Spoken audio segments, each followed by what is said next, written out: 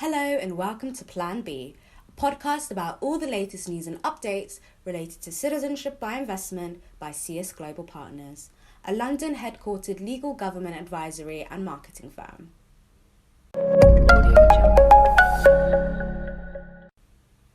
My name is Aisha Mohammed and I'm your host. In our last episode, our guest shed light on how to choose the CBI program that is best suited to you and your family's lifestyles and needs. If you haven't listened to it yet, make sure you subscribe to our podcast on either Spotify or iTunes to stay up to date with the latest in CBI. You can also find all of our previous episodes on our website at www.csglobalpartners.com under the resources section. So on today's episode, we have Kumar Pratik from our London office's business development team joining us. Pratik will speak to us about the difference between citizenship by investment and residency by investment programs, two major options in the immigration investment realm. Hi Pratik, it's great to have you. How are you doing?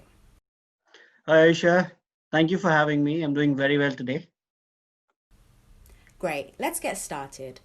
So on this show, we speak a lot about citizenship, especially in the Caribbean. Can you tell us a bit about the concept of residency?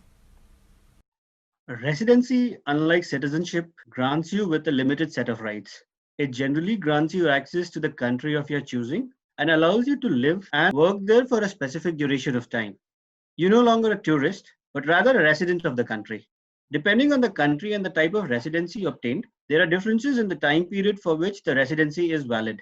Some resident may, after a long period of stay in a country, even obtain the right to apply for citizenship in that country. There are certain tax obligations that may be triggered by physically residing in a nation, and other benefits such as medical, social security, import of personal goods, etc., might also be triggered. One must note that a residency card is not a valid form of identification for international travel. For international travel, you need to use a passport. So what are the key differences between citizenship and residency? Citizenship is for lifetime, whereas residency in a particular country is conditional, and you must comply with those conditions in order to renew or retain the residency. Citizenship is evidenced by a citizenship naturalization or a registration certificate. This can then be used to apply for a passport, a separate procedure to the citizenship procedure. Passports can then be used to travel abroad. As a resident, you only have limited rights that are often tied to you fulfilling certain conditions.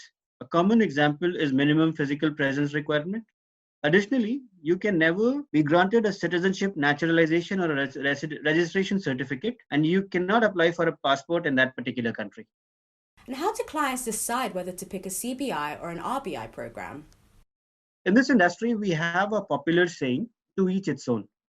Keeping that in mind, CBI certainly attracts those looking for security and a plan B. With the uncertainty in the world today, it's just prudent to have a backup plan. To some, the goal is to be able to live in another country without any restrictions and with access to the benefits that comes with living there. If your goal is to travel and therefore a passport that will enable you to visit more countries without a visa, you may also be looking at CBI. Time pressure is another determining factor. With RBI, you obtain residency, and after many years, you may be able to apply for citizenship. So, if you have time on your hands, residency may be a viable option. On average, you'll have to hold on to a residency permit for 5 to 10 years before you are eligible to apply for a citizenship and a passport. If, on the other hand, you want a speedy solution, CBI will result in you immediately obtaining a citizenship.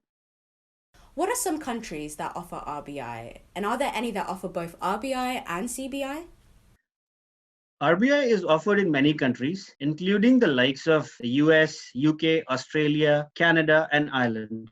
In mainland Europe, popular countries for RBI include Portugal, Greece, and Spain. Singapore in Asia also has a popular RBI program. Malta and Cyprus are the two countries which offer both RBI and CBI. Importantly, the CBI program also requires a minimum amount of time spent as a resident of that country. Malta's Citizenship by Investment program allows you to apply for naturalization after 12 months of residency. In Cyprus, you must be a resident of that country for 6 months prior to receiving citizenship.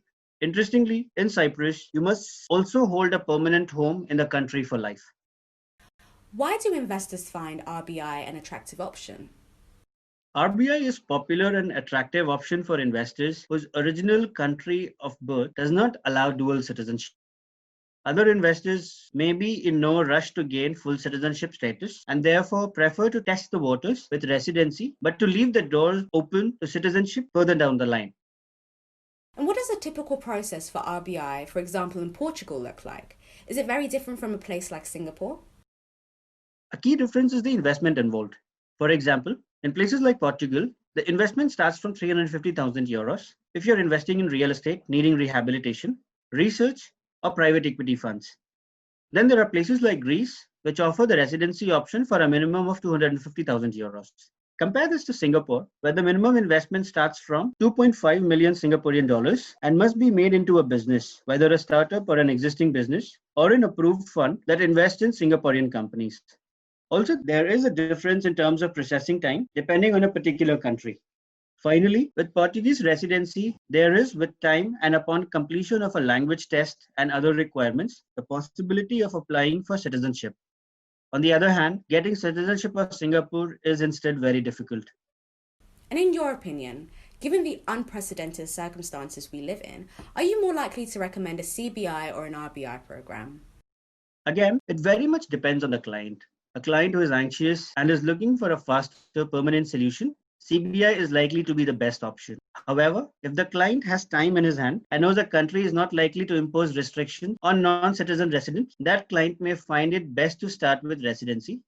After a specific time period outlined by that country's government, generally between 5 to 10 years, a client may be able to apply for citizenship.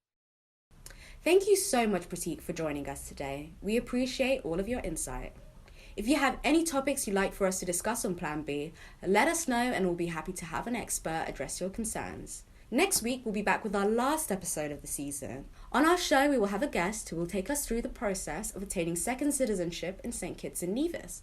If you have any questions about CBI or would like to find out more, please visit www.csglobalpartners.com. Thank you for listening and stay safe. Audio